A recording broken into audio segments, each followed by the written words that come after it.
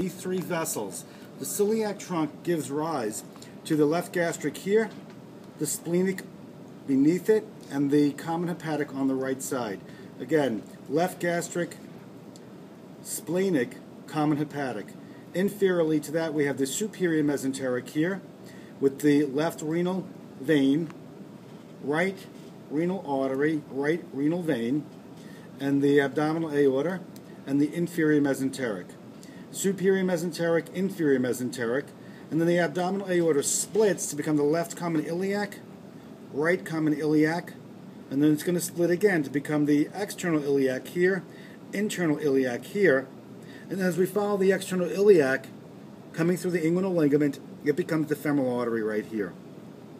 So let's back up and take a look at the celiac trunk here, the superior mesenteric here and the inferior mesenteric here. So we'll put the large and small bowel. Now the small bowel is framed, this is the small bowel, it's framed by the large bowel here, which includes an ascending, a transverse, and descending. So it sits in the abdomen, you have the right side and you have the left side. And so that's going to help us identify the vessels on the right versus the left. So from the superior mesenteric we have the middle colic, that first division right here, the right colic, the ileocolic, and the intestinals. On Blackboard I have a detailed picture from Frank Netter of the blood vessels of the stomach and bowel. So if you go on Blackboard you'll see it. Right colic, middle colic, right colic, ileocolic, intestinals. Same order I have on the sheets I gave you. Now, from the inferior mesenteric, inferior mesenteric, inferior mesenteric, we have the left colic, sigmoid for the S-shape, sigmoid colon, and superior rectal. So this is heading out towards the superior rectal area. Now, the stomach.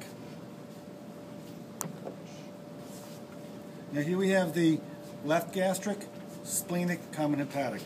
This is the esophagus, and the stomach would sit in the abdomen just like that. So from the left gastric, coursing over the lesser curvature, we have the left gastric, the right gastric, and that's going to give rise to the gastroduodenal that comes off of here to join the common hepatic right here. So you have this little loop of left gastric, right gastric, gastroepiploic, common hepatic. Left gastric, right gastric, gastroduodenal. Now, on the greater curvature, this is the greater curvature, you have the gastroepiploic. Here's the gastroepiploic, and it's the same with left and right. Left gastric, left gastroepiploic, right gastric, right gastroepiploic, and this is coming off of the splenic artery. And here's the left gastric, splenic, common hepatic, superior mesenteric, inferior mesenteric. You can also see the intercostal artery in red, the intercostal vein in blue, and this is an intercostal nerve in gray. Now, the upper limb coming off of the subclavian, here's the clavicle, there's the subclavian artery. We're going to go to the upper limb, and of course you took a limb without a axillary vessel.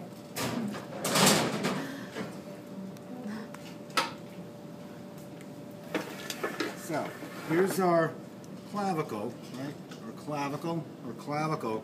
So on one side we have the subclavian, on the opposite side we have the axillary, and then over the humerus we have the brachial artery, and the brachial artery is going to split, and so we'll find the radial bone. There's the radial artery. We'll find the ulnar. This is the ulnar artery, and there's the palmar arch. This is the right limb.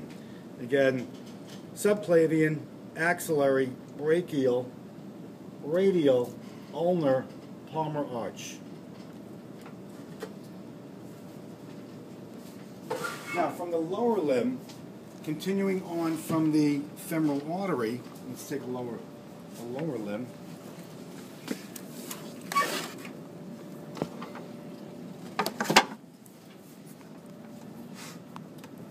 you can see this.